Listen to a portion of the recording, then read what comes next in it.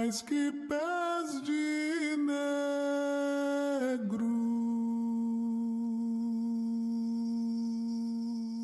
A Última Abolição é um filme sobre o protagonismo negro na luta pela abolição da escravidão e na luta por direitos da população negra no Brasil. E a gente conta com uma supervisão artística do Jefferson D. e as entrevistas foram todas conduzidas pela Luciana Barreto. A escravidão não é o lugar de origem das pessoas negras.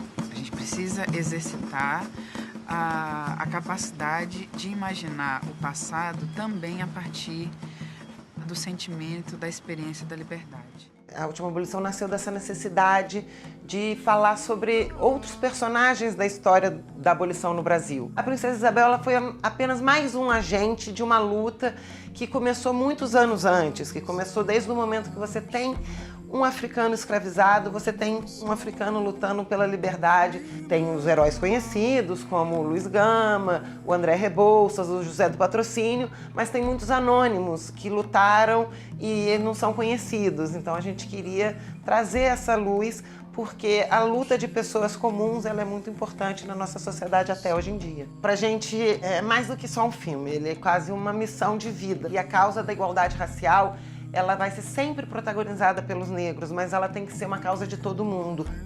Toda pessoa branca, queira ou não, é beneficiária do racismo.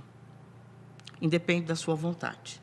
Mas nem toda pessoa branca é necessariamente signatário do racismo e do contrato racial que ele impõe. Se nem toda pessoa branca é signatária, está aberta a possibilidade de alianças em prol da construção de um outro tipo de sociedade, em que um outro tipo de contrato seja possível.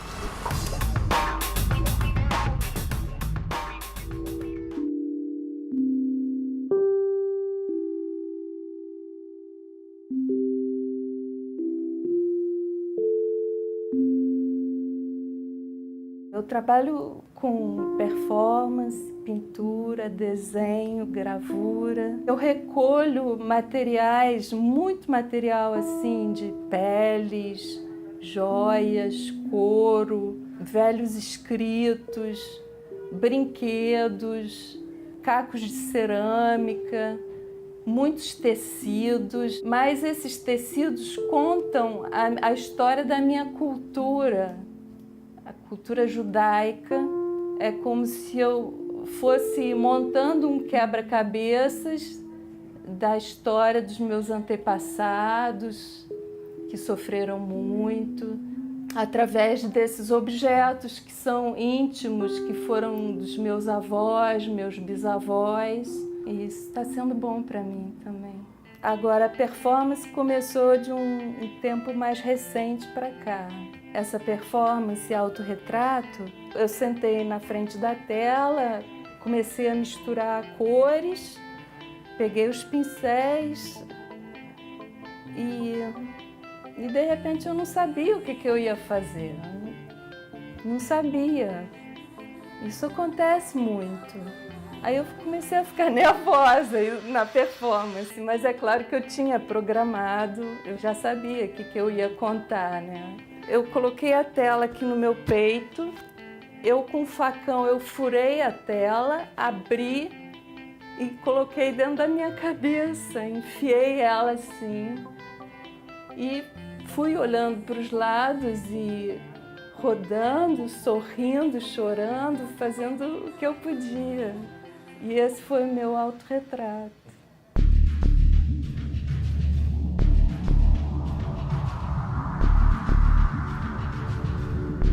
Eu fiz essa performance que se chamou Cárcere. Foi um embate meu com um homem.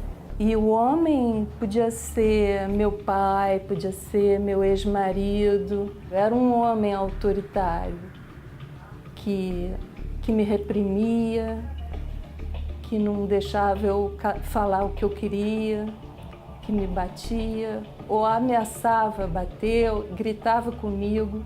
Mas depois eu viro o jogo, eu me libertei de todo homem que reprime, que é autoritário, que me fez sofrer e que faz todas as mulheres sofrerem.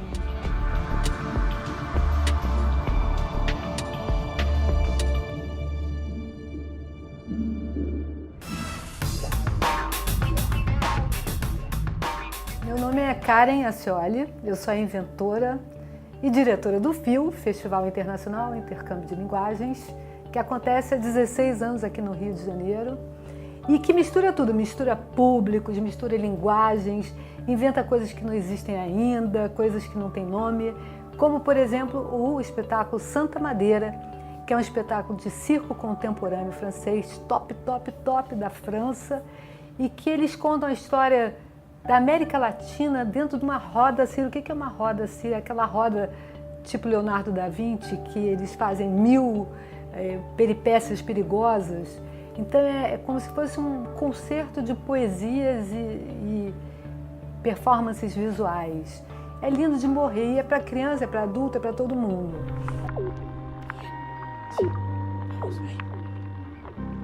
A gente tem também um espetáculo lindo, maravilhoso, chamado Meninas e Seda, que é uma artista francesa também, Séverine Collomb, que fala sobre as meninas hoje, que não cabem nos seus próprios corpos, como é que é isso? E ela trabalha teatro do objeto, teatro de sombra, o que é isso? Só indo lá ver. Il faut souffrir, rentre le ventre et les fesses, ne te fais pas remarquer, sois belle et tais-toi pour être bonne à marier.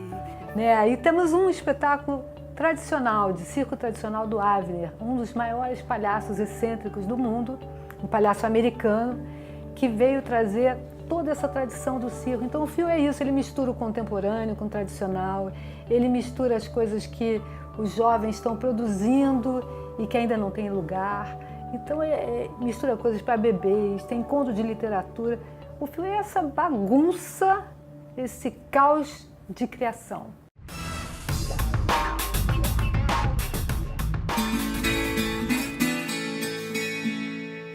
Maria Bonita, Sexo, Mulheres e Violência no Cangaço é a história das mulheres que acompanharam o bando de Lampião. É uma biografia da Maria Bonita. A Maria Bonita é o personagem principal dessa história, porque ela foi a primeira cangaceira da história do Brasil. Até 1930 não havia mulheres no bando de Lampião. E Maria Bonita foi a primeira mulher a acompanhar um bando de cangaceiros. Mas além da figura de Maria Bonita, que foi a cangaceira mais famosa, que entrou para a história, há também relatos sobre outras cangaceiras que compuseram um bando, como Dadá, Sila e Nassinha. Então, esse livro é uma narrativa sobre o cangaço, mas com uma perspectiva feminina. A ideia é contar uma história que usualmente é contada a partir do ponto de vista do homem, pelo olhar das mulheres. O cangaço é uma história muito masculina, mas as mulheres elas tinham uma função um pouco de acessório nas narrativas sobre o cangaço. Então a minha curiosidade como jornalista e como mulher foi tentar descobrir, afinal de contas, qual era o papel dessas cangaceiras, para além da aparência, para além da questão mais superficial. A Maria, de fato, foi uma mulher transgressora, mas daí a dizer que ela era uma liderança feminista tem um longo caminho. Não se pode atribuir a ela, nem às demais cangaceiras, o comportamento feminista, porque elas não tinham uma consciência de gênero. Então, elas não tinham esse comportamento dentro do grupo de apoio às mulheres. Havia dentro do cangaço um código de conduta que era extremamente machista e profundamente opressor, e que estabelecia uma série de regras muito rígidas para as mulheres, enquanto que os homens desfrutavam de uma série de direitos. Isso não quer dizer que a Maria não tenha sido uma mulher à frente do seu tempo. Ela de fato foi. E foi uma mulher que optou por uma vida que era completamente diferente daquela que se esperava de uma sertaneja naquela época. Ela acabou por optar por uma vida aventureira, ainda que não possamos dizer que era uma vida livre, totalmente livre, porque as mulheres no interior do cangaço prestavam obediência aos homens. A Maria, ao meu ver, era uma mulher muito bonita e tinha muito bom humor. Ela era o que podemos chamar de uma pessoa irreverente, ela era meio sapeca, ela gostava de fazer piadas. Então tudo isso torna a Maria Bonita uma personagem muito charmosa. E embora ela tenha sido entrado para a história afamada pela beleza, como Maria Bonita, o fato é que ela morreu sem jamais saber que ela seria conhecida assim. Até o dia em que morreu, ela era Maria Gomes de Oliveira ou Maria Judéia. Após a morte é que surgiu o apelido Maria Bonita.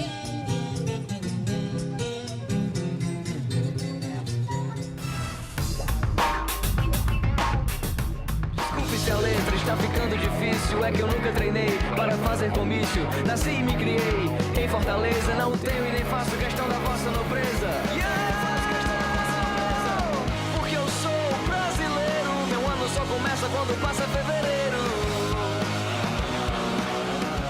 E aí galera, nós somos os Selvagens à Procura de Lei. No primeiro ano da faculdade, eu conheci o Rafael numa aula com o mesmo professor que meio que deu inspiração pro nome da banda, que era Selvagens, mas faltava um sobrenome. Era uma aula de sociologia, ele meio que falou assim, que todo mundo na faculdade de direito era uns animais que estavam procurando ordem, procurando leis e tal. E virou Selvagens à Procura de Lei. Temos 3 discos lançados, alguns singles, alguns EPs. A gente foi uma banda autoral desde o primeiro dia. Eu acho que todo mundo na época que era banda nova fazia um set de sucessos e botava um autoral no meio espremido ali, pedia licença pro público, ó, vou tocar uma música minha agora. E a gente era o contrário, assim, a gente nem tocava cover. A gente foi logo o primeiro show todo autoral, ninguém conhecia nada. Mas a gente gravava o CDzinho demo e entregava de graça pra galera. Eu chegava pros meninos assim, falava assim, galera, não tem plano B não, só tem plano A. Plano B é fazer o plano A dar certo e tal. O que a gente fez de sonhar junto isso e acreditar desde o começo e largar a faculdade e deixar a família pra trás e namorada e, enfim, se mandar pra São Paulo. Eu só queria estar aí.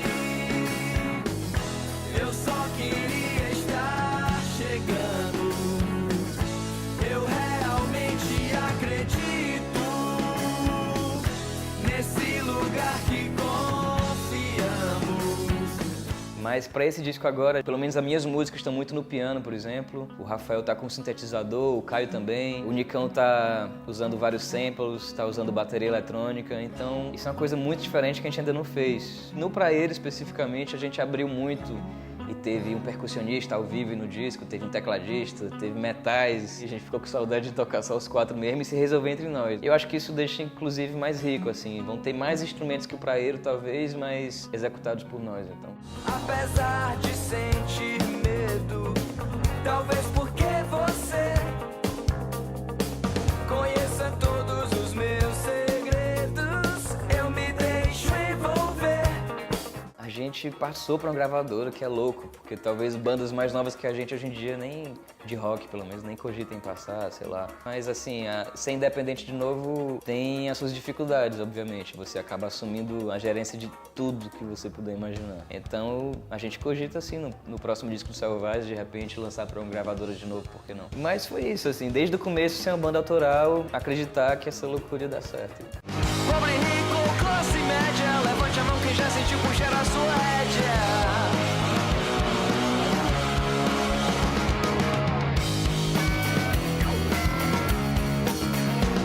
Nas prisões eles traçam planos de fuga, enquanto suas esposas puxam as rugas de filhos herdeiros, sanguessugas da nação que...